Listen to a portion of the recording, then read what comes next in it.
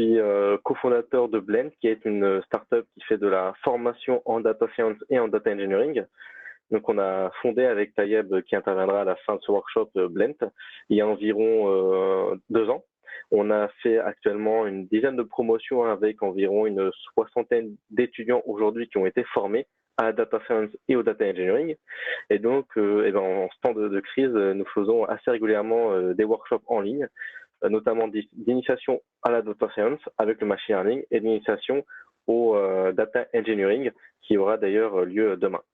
Donc ce qu'on va voir là pendant ce workshop, c'est un petit peu démystifier de ce qu'on appelle le machine learning, c'est voir un petit peu comment ça fonctionne un projet de data science et surtout, ce qui est important, c'est de l'appliquer sur un cas concret juste après. Donc, à tout moment, vous pouvez poser vos questions sur le chat. D'accord, il faut surtout pas hésiter s'il y a quelque chose que vous ne comprenez pas, s'il y a quelque chose qui ne vous paraît pas assez clair, de poser vos questions sur le chat. Comme ça, moi, je pourrai répondre en direct. Ok? Super. Donc, on y va. Donc, moi, pour me raconter un petit peu rapidement mon parcours, donc j'ai fait à la base une formation d'actuaire statisticien, c'est-à-dire que j'ai travaillé notamment dans le milieu des assurances, notamment tout ce qui est partie provisionnement et tarification. Pendant mes études, j'ai également beaucoup étudié la statistique parce que forcément, quand on fait des calculs de provisionnement en assurance, eh bien l'objectif c'est d'essayer de prévoir les prochains sinistres qui auront lieu. Et donc forcément, on a beaucoup de modèles prédictifs. Mais je me suis rendu compte que même si on avait beaucoup en assurance, il y avait beaucoup de domaines où il y avait un grand besoin de la data science, que ce soit à tous les niveaux. Et c'était un peu aussi à l'époque où commençait à venir l'avènement des réseaux de neurones. C'est là où on commençait à avoir les premiers modèles assez importants comme AlphaGo qui sont un petit peu sortis au grand public et qui ont montré toutes les possibilités qu'offrait la data science. Donc donc moi j'ai beaucoup travaillé sur ce sujet-là et après j'ai pas mal travaillé sur des projets un petit peu plus R&D. Là l'objectif c'était plutôt d'essayer de trouver des modèles un peu à la pointe. Et j'ai après rencontré Tayeb qui a travaillé dans le conseil et qui lui avait vraiment cette vision entreprise. Et c'est vrai qu'on était assez d'accord sur un point, c'est que en fait aujourd'hui il n'y a pas vraiment de formation qui rend opérationnel. Et c'est comme ça qu'est né Blend. Et justement, vous allez voir, en fait, un peu dans ce format court, c'est qu'en 1 heure, 1 heure et demie, c'est que vous ayez déjà des outils à disposition pour pouvoir mener à bien un petit projet. Donc l'objectif, c'est vraiment le maître mot chez nous, c'est d'être opérationnel. C'est toujours d'apprendre des choses qui paraissent théoriques, mais toujours les appliquer derrière. Et c'est ce qu'on va faire un petit peu dans ce workshop. Et pour faire ça, en fait, on va prendre un type de projet qui arrive dans beaucoup d'entreprises, c'est calculer ce qu'on appelle les scores d'attrition.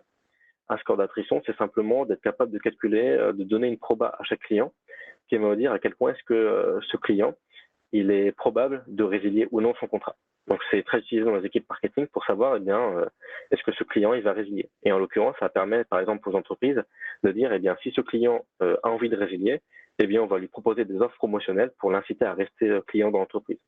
Ça pour le coup, c'est très utilisé par les entreprises par exemple de télécommunications. Alors, le rôle du data steward, ça c'est un rôle un petit peu différent. C'est un petit peu justement le transporteur de données. C'est lui qui va aller de service en service, qui connaît bien un petit peu où sont stockées les données dans les entreprises et qui va un petit peu épauler toutes les différentes équipes, d'accord, et pas forcément les équipes techniques, d'accord. Ça peut être des équipes marketing, des équipes d'opérationnel, sales. Il va un petit peu épauler toutes ces équipes pour utiliser la donnée, donc il va leur permettre d'accéder plus rapidement à leurs requêtes. Par exemple, s'il y a une équipe de sales qui a besoin de connaître un petit peu toutes les données de vente qui ont été réalisées l'année précédente, parce qu'eux, ils ont souvent que des données agrégées, le data steward, il va les guider, il va leur dire où est stockée la donnée, comment récupérer la donnée qu'ils veulent, et en fait, ça va leur permettre de débloquer plus rapidement. Donc le data steward, c'est un peu un médiateur, et c'est un petit peu celui qui va aider les équipes qui sont pas du tout techniques à quand même utiliser à bon escient les données qu'ils ont à disposition. Donc pour ce petit cas pratique, en fait, ce qu'on va avoir à disposition de données, c'est l'ensemble des comportements des clients qu'on a eu dans une banque qui ont été évalués pendant une année. Et donc, on a eu des années précédentes. Donc, on a un jeu de données où on a le comportement des clients. Donc, à la fois des clients qui sont restés clients et des clients qui ont résilié, d'accord, auprès d'une banque. Et le but, ça va être capable de dire, pour un tel nouveau client, est-ce qu'il est susceptible de résilier ou non. Et donc, on comprend que pour l'entreprise, ça a beaucoup d'intérêt parce que va être capable de cibler les clients qui vont qui ont une grande probabilité de résilier. Parce qu'il faut se dire que pour l'entreprise, il vaut mieux proposer une offre à un client et que ça génère moins d'argent que de le perdre. Parce que si vous le perdez, pour le coup, ça génère zéro. Donc ça, c'est un petit peu l'objectif qu'on a dans toutes les équipes marketing dans les entreprises. Donc, vous pouvez accéder directement au notebook par ce lien. Je vous fais un copier-coller dans le chat. D'accord? Et donc, ce lien, il va vous rediriger vers ce site qui s'appelle Google Colab. Alors, pour accéder à ce notebook, vous avez besoin d'être connecté à un compte Google. D'accord? Donc, ceux qui ne sont pas connectés à un compte Google, vous pouvez le faire rapidement avec un login d'une application tierce. Malheureusement, on a besoin d'un compte Google puisque en fait, on va avoir un espace mémoire réservé dans un serveur pour chaque personne. Donc, c'est ce qui nous permet de s'authentifier auprès des serveurs de Google.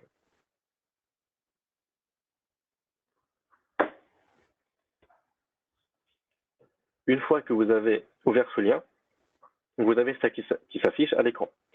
Bien évidemment, vous ne pouvez pas modifier ce qu'à l'écran, vous ne pouvez rien faire. Parce que, en fait, là, ce que vous avez, c'est un notebook qui est sur mon Google Drive et il est en lecture seule. Si vous, de votre côté, vous avez envie de l'utiliser et forcément, j'en doute pas, de l'exécuter, eh bien, vous devez faire une copie sur votre Drive. Vous avez simplement à cliquer sur le bouton « Ouvrir en mode brouillon ». En cliquant sur ce bouton-là, ça va créer une copie sur votre Google Drive. Et donc, l'intérêt, c'est qu'à terme, quand on aura fini ce workshop, tout à l'heure, demain, après-demain, dans une semaine, etc., eh bien, vous pourrez, à tout moment, réutiliser ce notebook et le réexécuter. Donc, c'est ça qui est intéressant, c'est que là, actuellement, ça va créer une copie dans votre Drive et vous l'aurez à disposition pour toute la vie. En tout cas, jusqu'à ce que les serveurs de Google Drive existent.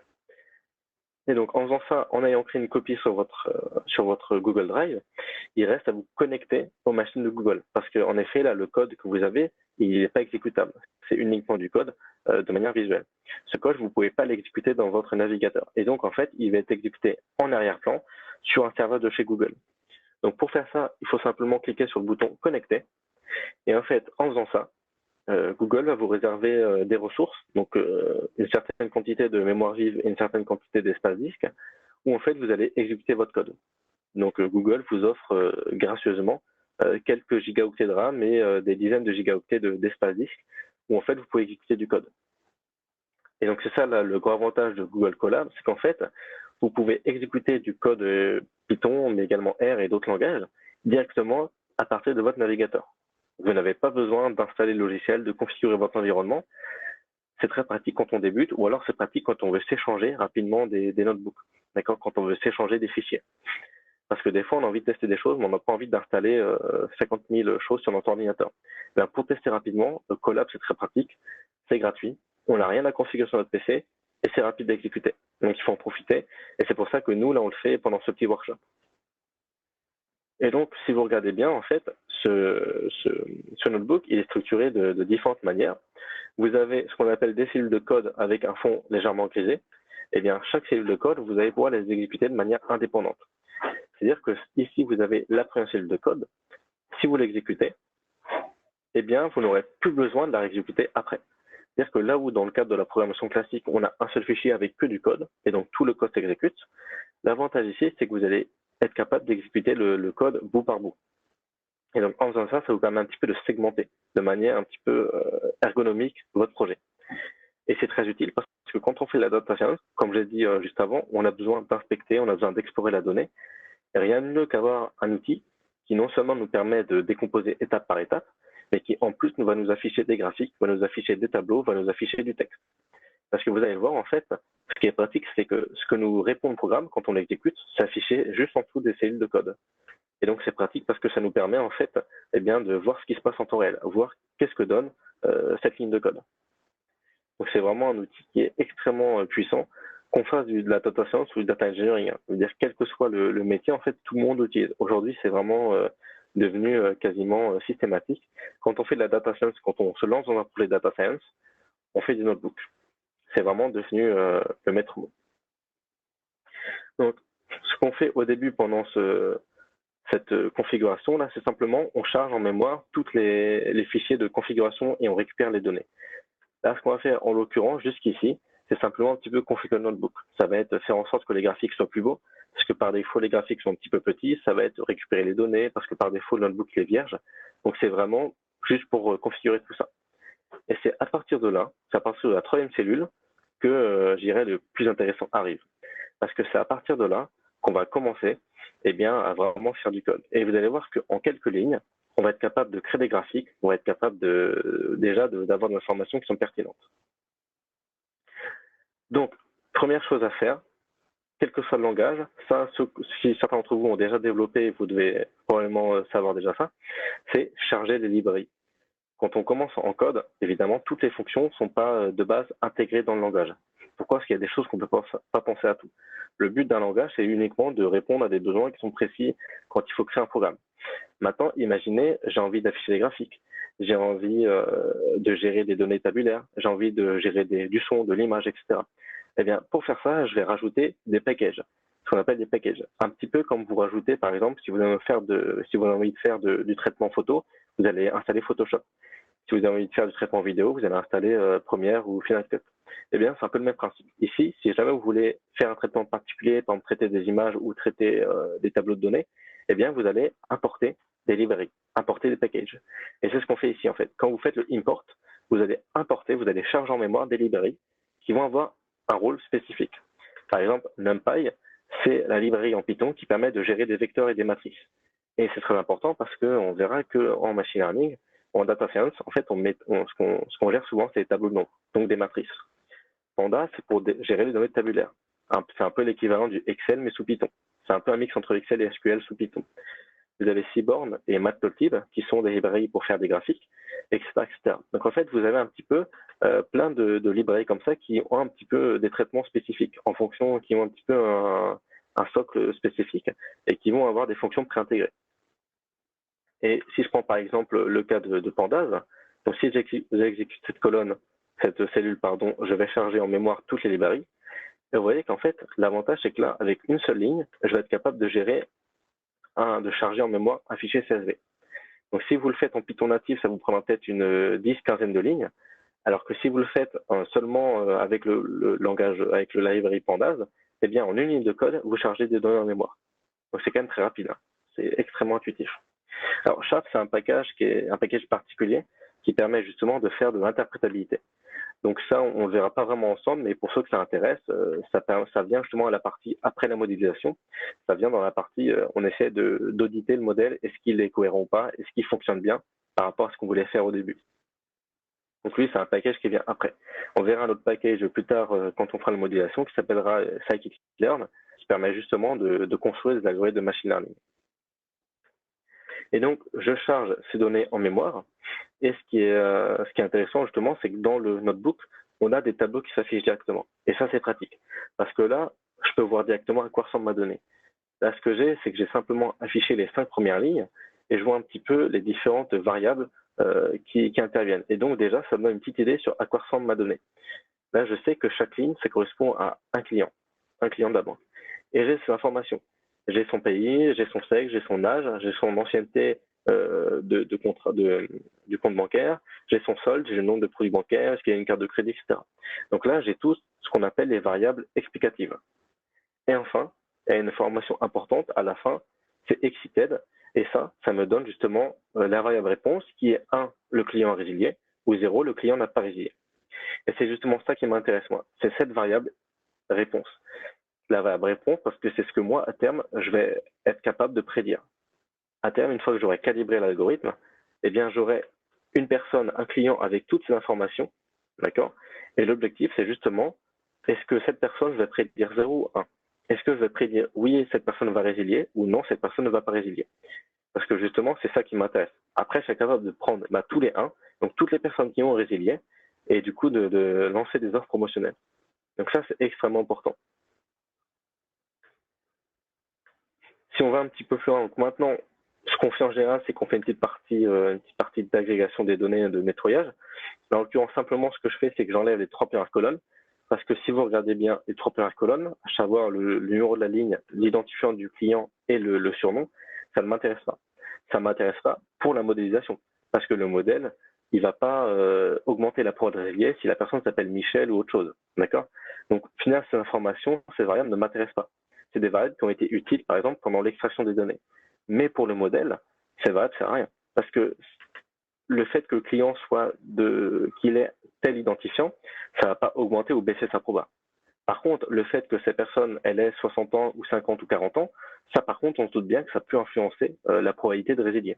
Et donc, on a plutôt intérêt à garder ces variables plutôt qu'à garder les premières qui ne sont pas porteuses d'informations.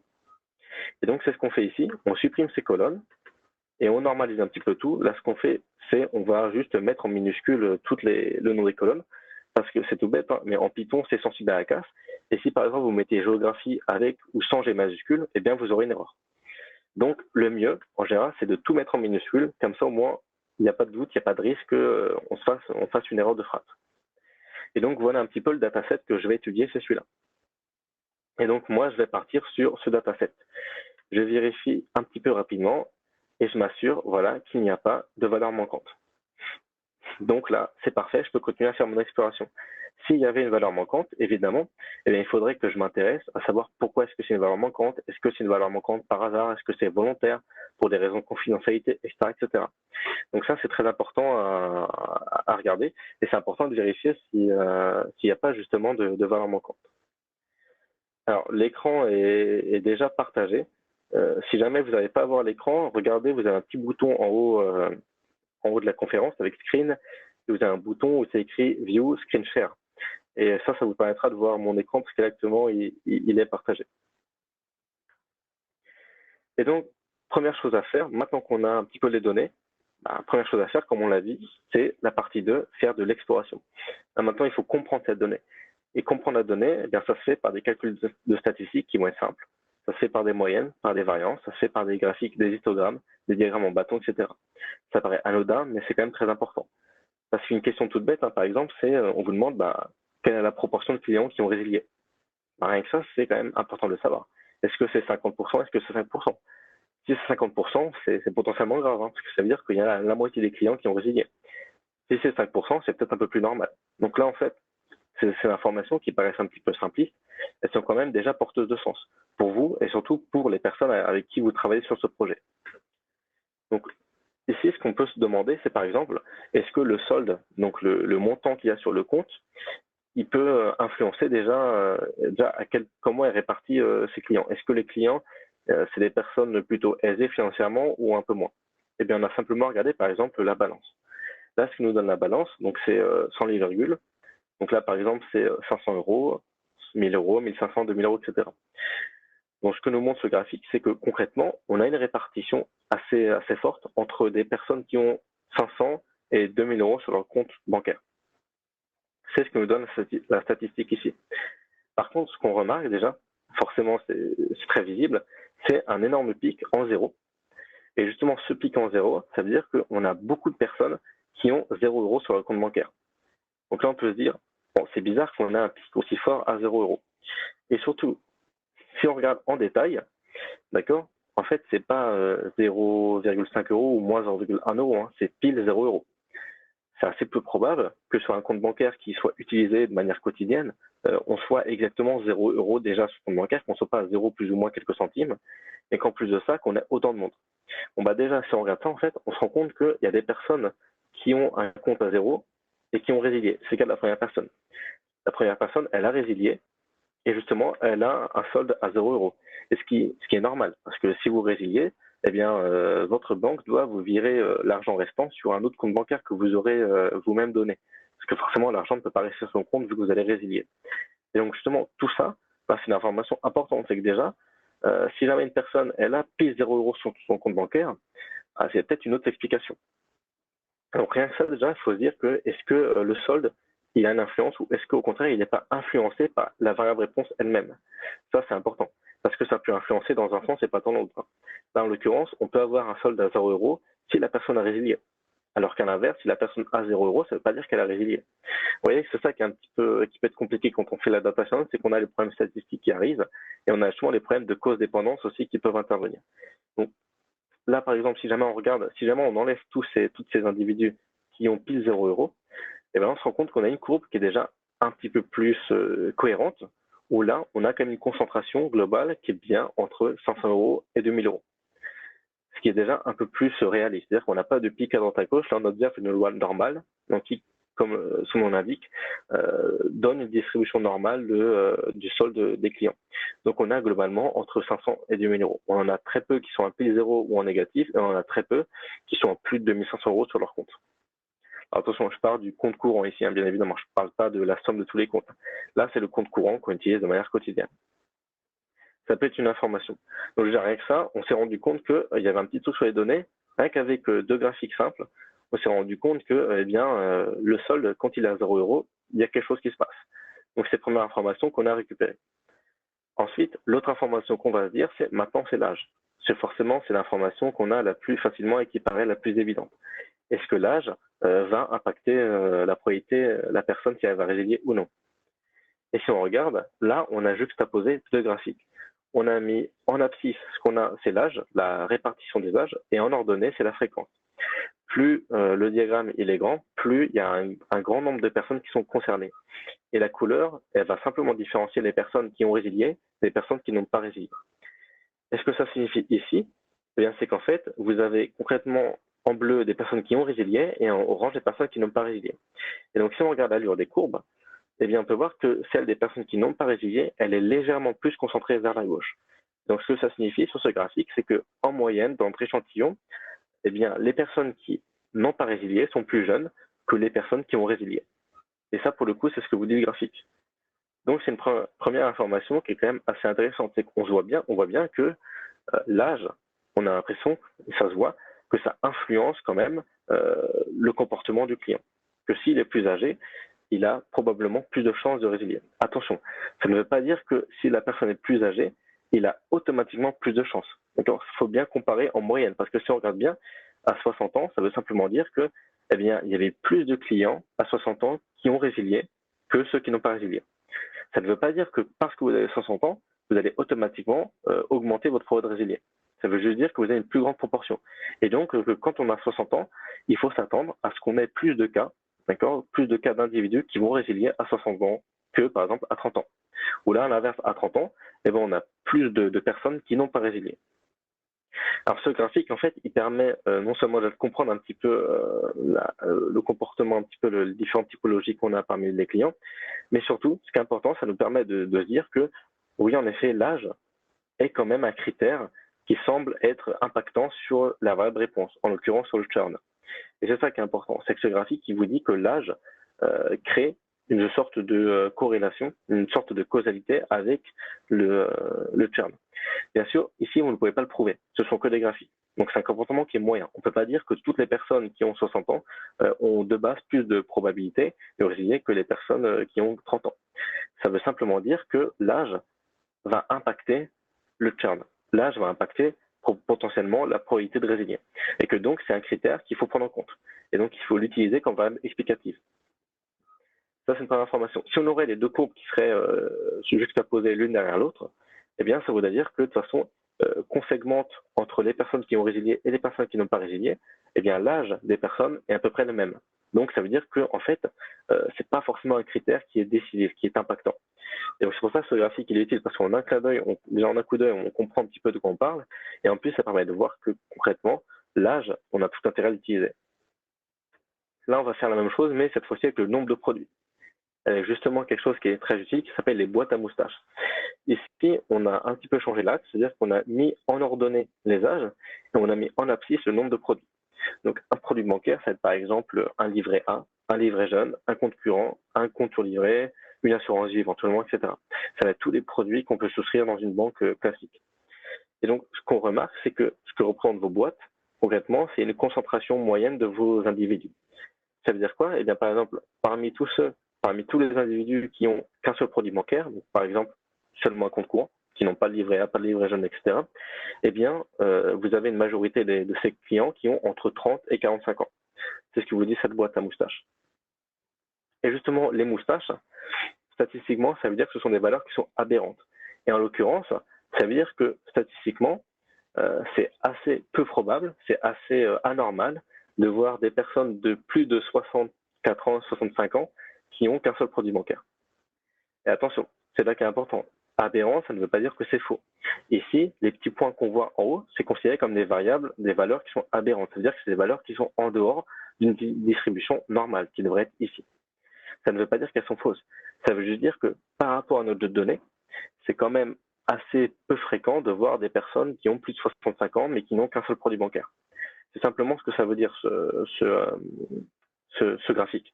Donc, il faut faire attention, ça ne veut pas dire que vos données sont fausses. Hein. Ça veut dire que là, par exemple, on a une personne qui a 92 ans et qui a qu'un seul produit bancaire. Donc, lui, il considère que c'est anormal comme observation. Pour autant, ça ne veut pas dire que c'est faux. On peut très bien, évidemment, avoir un client qui a 92 ans et qui n'a qu'un seul produit bancaire. Mais c'est juste que par rapport à la population étudiée, c'est assez peu probable que pour avoir un seul produit bancaire, le client ait plus de 90 ans. C'est très peu probable. Mais c'est pas impossible. Enfin, attention, c'est qu'en proba, très peu probable, ce n'est pas impossible. Hein. Il y a beaucoup d'événements dans la vie de tous les jours qui nous le démontrent. Et donc, c'est pour ça qu'il faut faire attention à ce graphique. Il ne faut pas se dire tout ce qui est au-dessus de la moustache en haut, on le supprime. Non, ça veut simplement dire que ce que vous avez au-dessus, c'est considéré comme peu probable de représenter votre échantillon. Maintenant, c'est quand même impactant. Alors pour le coup, il y a des entreprises, et pour avoir travaillé en assurance vie par exemple, c'est même légal. Il est par exemple interdit de prospecter et de démarcher des personnes en assurance vie qui ont plus de 70 ans par exemple. C'est des contraintes qui sont des fois réglementaires. Donc là, c'est plutôt une contrainte réglementaire qui va vous le dire. Et là, par défaut, vous saurez que vous n'allez pas prospecter des personnes qui ont plus de 70 ans. Mais dans certains cas, ça peut être défini. Et là, ce qui va vous le dire, c'est par exemple les équipes techniques, les équipes opérationnelles. C'est elles qui vont vous dire, eh bien nous, on ne s'intéresse pas à démarcher les clients qui ont plus de 60 ans, etc. Parce que justement, soit pour des contraintes réglementaires, soit pour des contraintes opérationnelles qui ont été faites, décidées par les équipes elles-mêmes. Donc c'est important de toujours collaborer avec les équipes. Et là, en l'occurrence, ici, on imaginerait qu'il faut être en relation constante avec les équipes marketing. Parce que c'est elles qui connaissent le mieux les clients, c'est elles qui sait qui prospecter. Donc quand vous faites un projet, n'oubliez pas que c'est le data scientist, il travaille jamais dans son coin, d'accord? Il travaille toujours en collaboration avec une équipe. Et donc là, qu'est-ce qui nous permet de choisir? Est-ce qu'on prend oui ou non ses clients? Eh bien en fait, c'est l'équipe marketing qui vous dit un petit peu quoi dire.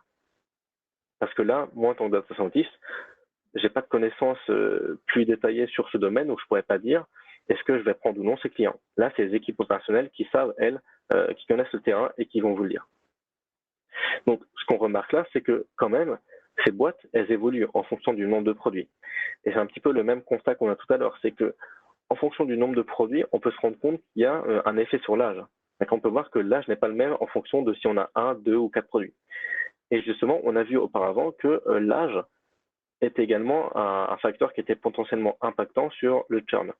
Donc, un petit peu relation de cause à effet, on se dit, eh bien, peut-être qu'il faut également prendre le nombre de produits, parce que peut-être que c'est pas l'âge qui influence le nombre de produits, mais c'est le nombre de produits qui influence le churn, et que le nombre de produits influence également l'âge, et donc c'est corrélé. Vous voyez que c'est important de prendre en compte toutes ces informations, parce que ça peut avoir des interactions qui sont croisées, justement. Ça peut en fait créer la dépendance, la causalité sur plusieurs variables à la fois. Donc là aussi, on se dit, on va prendre justement le nombre de produits. Et c'est ça qui est important, c'est qu'il faut dire qu'en statistique, il faut essayer de prendre le maximum d'informations pour essayer de faire en sorte que l'algorithme il soit capable de déceler tous les petits phénomènes d'interaction qui existent entre les variables. C'est justement les choses qu'on ne peut pas voir à l'œil nu, entre guillemets. C'est justement toutes les choses qu'on aimerait reconnaître de manière automatisée par un algorithme. C'est toutes ces interactions entre les différentes variables. Et donc, en faisant ça, on se rend compte que déjà, il y a plein de variables qui vont nous intéresser. L'âge, le nombre de produits et potentiellement d'autres. Et si du coup, on revient au début, ce que j'ai dit juste avant, c'est-à-dire avoir des informations déjà élémentaires, comme par exemple les proportions, est-ce qu'il y a plus de clients qui ont résilié ou pas? Là, ce qu'on se rend compte dans ce jeu de données, c'est qu'on a 80% de clients qui n'ont pas résilié, donc qui sont restés clients, et on en a 20% qui ont résilié. Donc déjà, c'est une information qui est importante, parce que 20%, ça peut paraître beaucoup. Mais il faut toujours se poser la question, est-ce que les clients qu'on a là, c'est tous nos clients, ou est-ce que c'est simplement une partie? Parce que par exemple, si jamais c'est simplement une partie, il faut se dire, d'accord, donc du coup, comment a été extraite cette donnée? Parce que si cette donnée a été extraite à la main, peut-être qu'il y a un biais humain qui est apparu. Et s'il y a un biais humain, ça veut dire que peut-être qu'il a favorisé des clients qui ont résilié. Et donc, là, le problème, c'est quoi? C'est que le modèle, il va peut-être surestimer les probabilités de résilier. Et donc, ça peut faire propager des erreurs. Donc, vous voyez qu'en fait, ça peut paraître tout bête, mais c'est pas anodin de se poser la question déjà, comment ont été extraites les données? Parce que si jamais elles ont été extraites de manière un petit peu biaisée, et ben votre modèle il sera biaisé, et donc soit il surestimera, soit il sous-estimera. Et ça peut avoir un impact assez important. Donc là aussi, première chose qu'on voit, c'est que en termes d'expérience, 20% c'est beaucoup. Ça veut dire que là, par exemple, sur une ou quelques années, sur tous les clients, il y en a eu 20% qui ont résilié. C'est beaucoup quand même. 20%, c'est quasiment un cinquième du chiffre d'affaires. Hein. C'est un peu plus, mais on n'est pas loin du un cinquième du chiffre d'affaires sur les clients. Donc c'est quand même beaucoup. Donc on peut se poser la question justement de comment a été extrait cette base de données. Parce que là, on se doute bien que c'est pas tous les clients. Il y en a à peu près 10 000. Comment est-ce qu'ont été choisis 10 000? Est-ce que c'était choisi un peu aléatoirement ou au contraire, est-ce qu'on n'a pas favorisé des personnes qui ont résilié? Auquel cas, ça pourrait avoir un impact potentiellement négatif.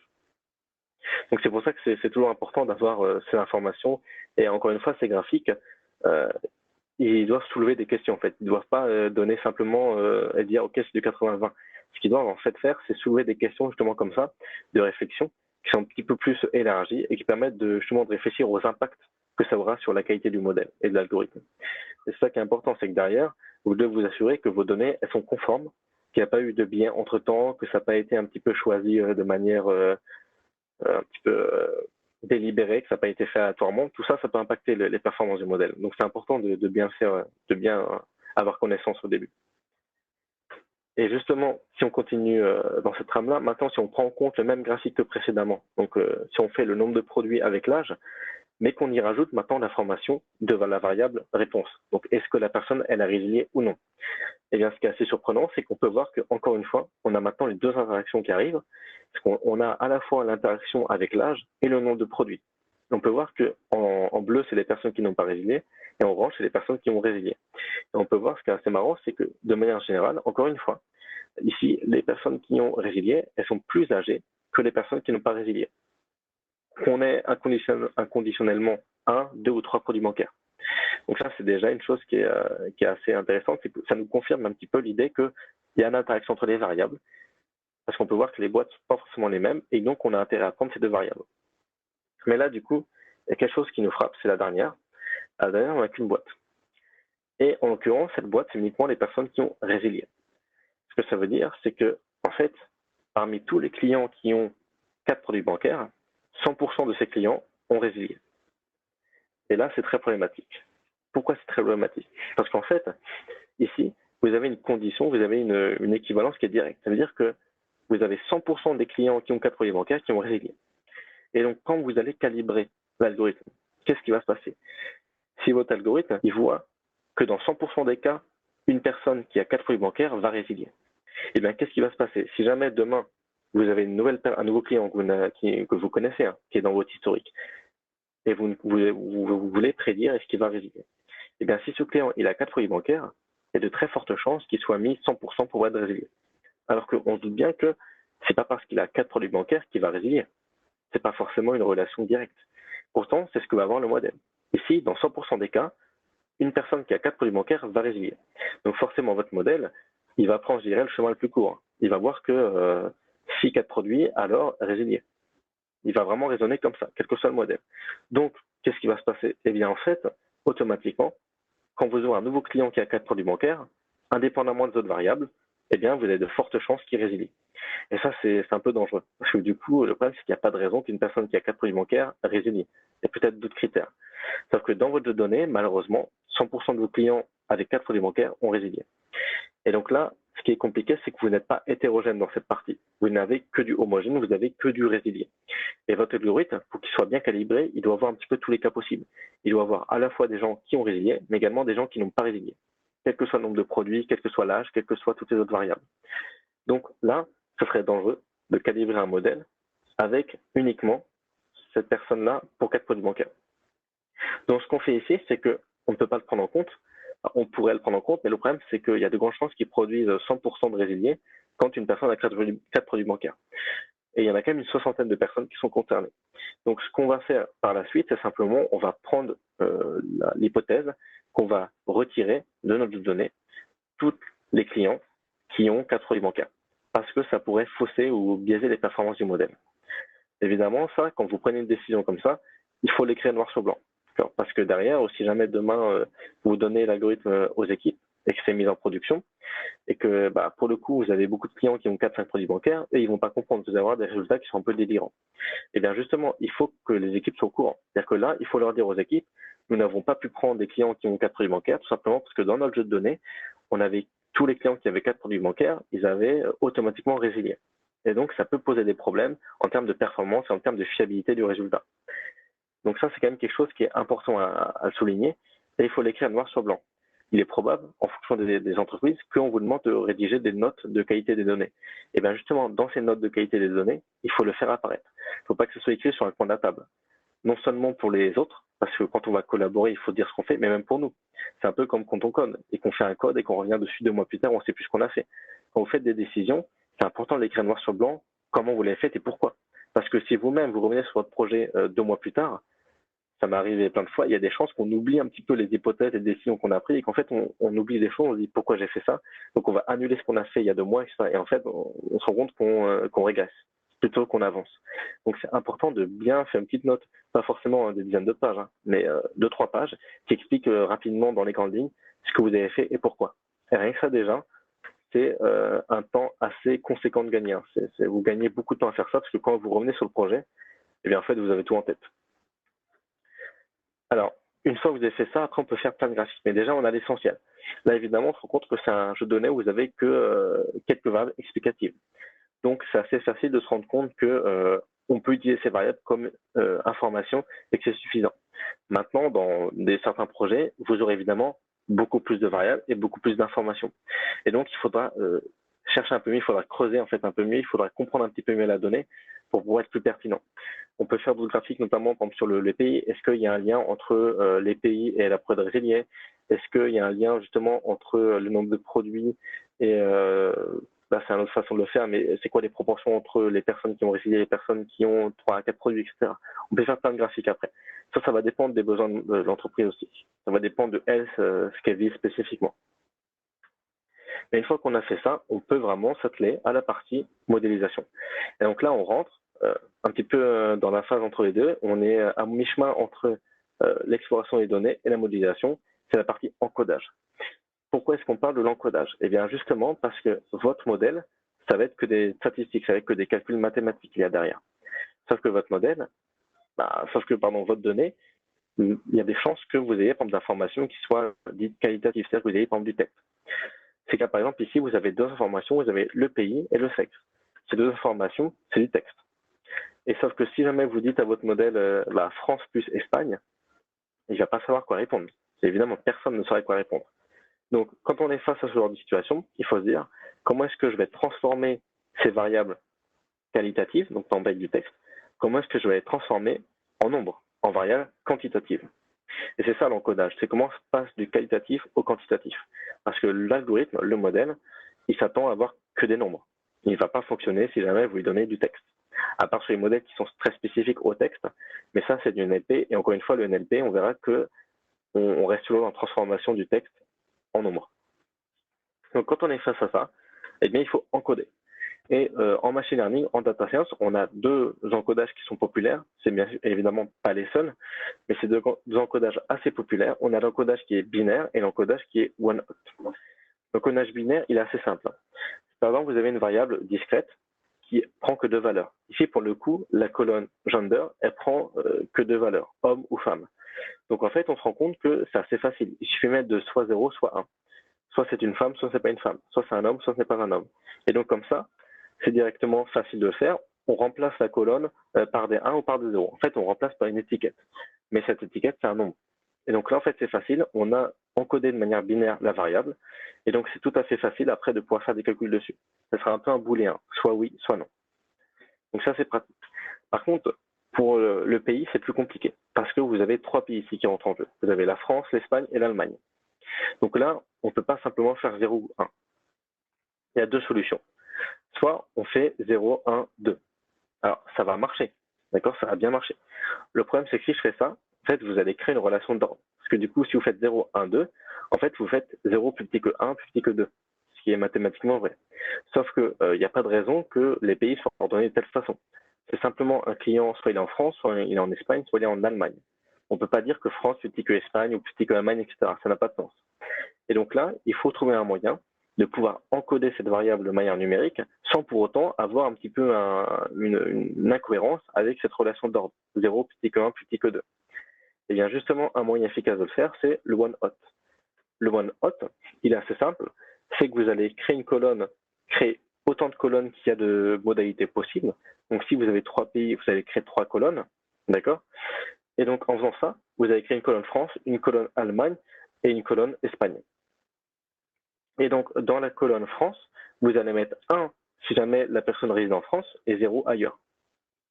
Si elle réside en Allemagne, vous allez mettre 1 dans la colonne Allemagne et 0 dans la colonne France et Espagne, et ainsi de suite. Donc en fait, en faisant ça, on est passé de cette colonne ici à gauche où on a les pays à ces 3 colonnes à droite où en fait on n'a que des 1 et des 0. Et en fait, en faisant ça, ça revient à faire des encodages binaires mais successifs, modalité par modalité. Ce qui fait que pays par pays, on aura soit l'information est-ce que oui, la personne réside dans ce pays ou non, elle ne réside pas dans ce pays. Et on le fait pour chaque pays. Et donc en fait, en faisant ça, eh bien automatiquement, on est capable de transformer numériquement notre variable. Et donc là, après, on peut utiliser dans un modèle. On peut donc supprimer cette variable ici, géographie, qu'on a été capable de transformer par la suite en 3 colonnes. Et après, une fois qu'on fait ça, on est parfait. Pourquoi? Parce qu'on n'a plus que des variables qui sont numériques. Et là, vu qu'on n'a que des variables numériques, on peut directement l'utiliser dans le modèle. Et donc là, on peut partir dans la modélisation.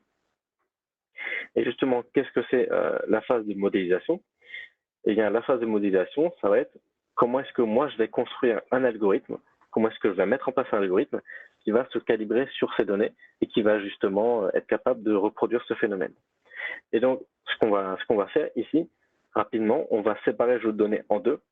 Pourquoi est-ce qu'on sépare le jeu de données en deux? Pour est-ce qu'on fait un ensemble d'entraînement et un ensemble de tests? Ça, c'est quelque chose qu'en data science, vous ferez très souvent. Eh bien, parce que un modèle qui est trop performant, vous allez voir, ça peut paraître bizarre, mais un modèle qui est trop performant, c'est pas forcément un modèle qui a le meilleur score, c'est pas forcément un bon modèle. Je prends l'exemple ici sur cette image, vous avez 2 modèles dont leur but c'est de séparer les points rouges des points bleus. Et vous avez donc 2 courbes, vous avez la courbe en noir et la courbe en verte. Qu'est-ce qui se passe? Le problème, c'est que la courbe en noir, elle est peut-être un peu moins performante que la courbe en vert, d'accord, sur les données d'origine. Par contre, qu'est-ce qui se passe? Si jamais je rajoute un point, par exemple, un point bleu ici, eh bien ici, ce point-là, il est censé être bleu. Parce que du coup, on se rend compte qu'il fait quand même partie, il a beaucoup plus de voisins qui sont des points bleus que des points rouges. Et pourtant, votre modèle en vert, il va le catégoriser ici comme un point rouge. Pourquoi? Eh bien tout simplement parce que, pour une raison inconnue, X ou Y, pour un aléa aléatoire, votre point rouge, il était un petit peu trop éloigné de tous les autres points rouges, ce qui fait qu'en fait, il a un petit peu trop dépassé de sa zone de frontière. Pareil pour ces points bleus, ils ont un peu dépassé leur zone de frontière. Et tout ça, c'est ce qu'on appelle du bruit. C'est-à-dire que c'est des observations, c'est des variations qui sont aléatoires, qui sont propres à tous les domaines statistiques et qu'on ne peut pas contrôler. Pour un exemple très simple, par exemple pour les appartements, vous pouvez avoir 2 appartements identiques, même superficie, même localisation, même immeuble, etc. Tout vraiment exactement, et pourtant avoir une variation de prix.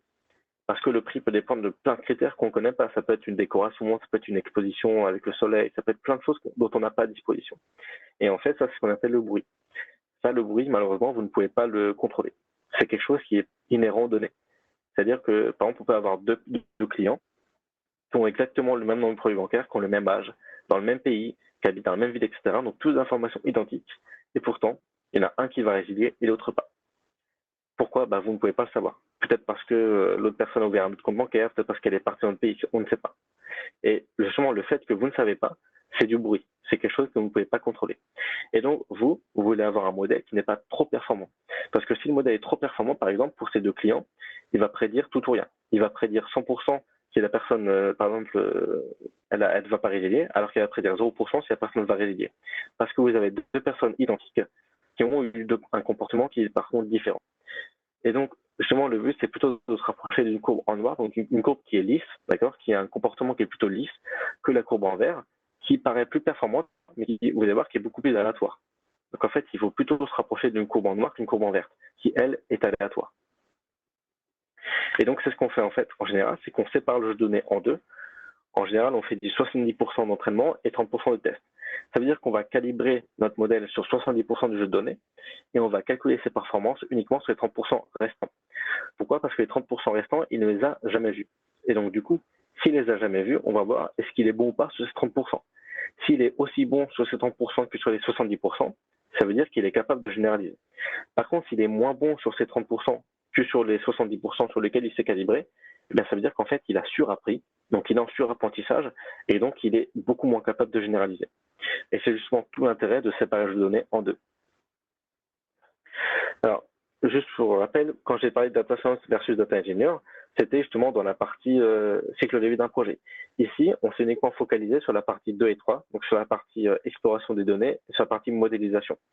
On aurait une partie collecte des données avant, où là, évidemment, on aurait beaucoup plus de questions, notamment toutes les sources de données, comment est-ce qu'on a récupéré ça, sur quelle base SQL ou une base SQL sont stockées ces données. Donc tout ça, c'est des informations qu'on a eues avant. Là, l'objectif, c'est de faire un focus sur le métier de data scientist, donc on parle surtout de la partie exploration des données et sur la partie justement modélisation. Mais bien évidemment, il faut imaginer qu'avant ça, on aurait toute une partie sur la collecte des données où là, on aurait évidemment un data engineer qui viendrait.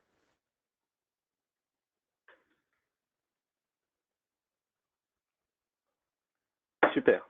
Bon, maintenant qu'on a fait ça, on a un jeu de données qui a été encodé. Donc, on n'a que déjà numérique. On a séparé notre jeu de données en deux avec un ensemble de traitement, un ensemble de tests. Ce qui nous reste à faire, c'est justement faire le modèle.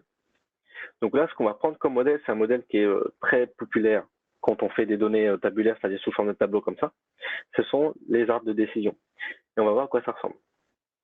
Donc là, on fait intervenir une nouvelle librairie qui s'appelle Scikit-learn. L'avantage de la librairie Scikit-learn, c'est qu'il y a plein d'informations, plein de librairies qui sont déjà prêtes. Il y a plein de choses qui sont prêtes à l'emploi.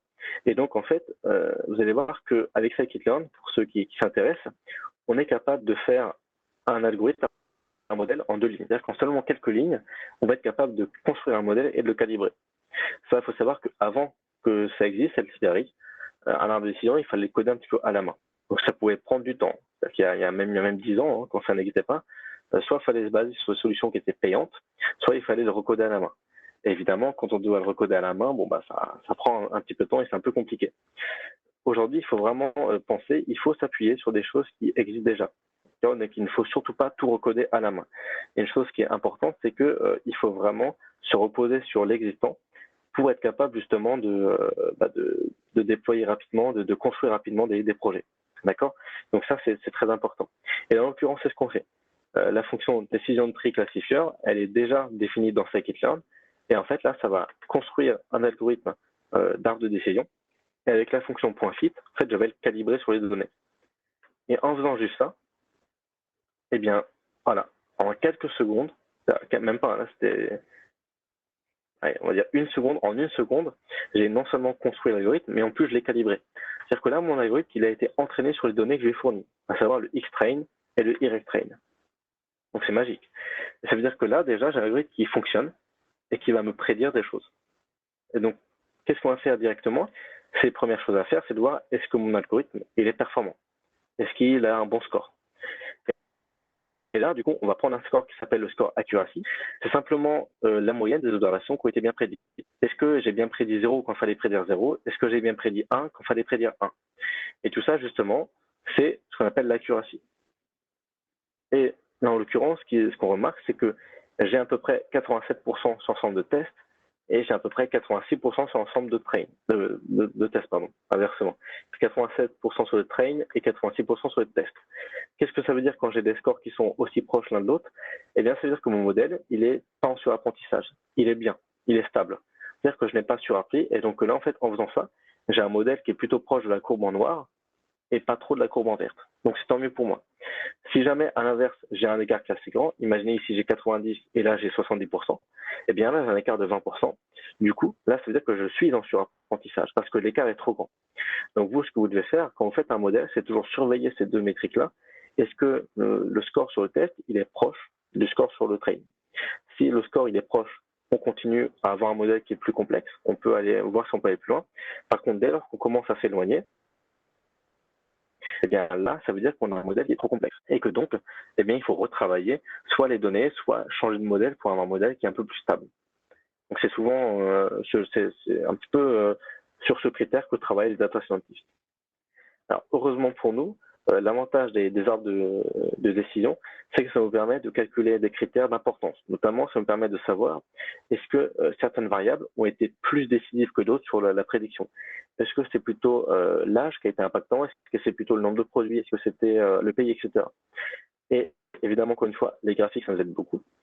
Ce qu'on va voir ici, c'est simplement les importances. Donc, c'est des valeurs un petit peu normalisées entre 0 et 100%, qui nous dit à quel point est-ce que les variables ont impacté le churn. Donc, à quel point est-ce qu'elles sont impactantes. Et sans surprise, on a vu qu'on peut voir ici que l'âge, eh bien, c'est la variable la plus impactante. C'est-à-dire que l'âge, c'est ce qui impacte le plus la probabilité de résilier. Et comme on l'a vu au début, on avait des petites intuitions. Quand on avait vu que l'âge, il y avait différences d'âge entre les personnes qui ont résilié et qui n'ont pas résilié, eh bien là, en fait, ça se confirme. Le modèle nous le confirme que l'âge est en effet un des critères, c'est même le critère le plus impactant pour le churn. Et vient après le nombre de produits. Et vient encore après savoir si cette personne est active. Donc, est-ce qu'elle utilise souvent son compte courant ou pas. Et en fait, du coup, toutes ces trois informations, ça nous permet de savoir déjà d'emblée quels sont les critères les plus importants. En l'occurrence, qu'est-ce qui se passe? On se rend compte que le fait de savoir ici que la personne a, oui ou non, une carte de crédit, ça n'a aucune information. Donc ça, déjà, c'est une information, et ça veut dire que c'est une variable qu'on peut jeter, parce qu'elle nous apporte pas grand-chose.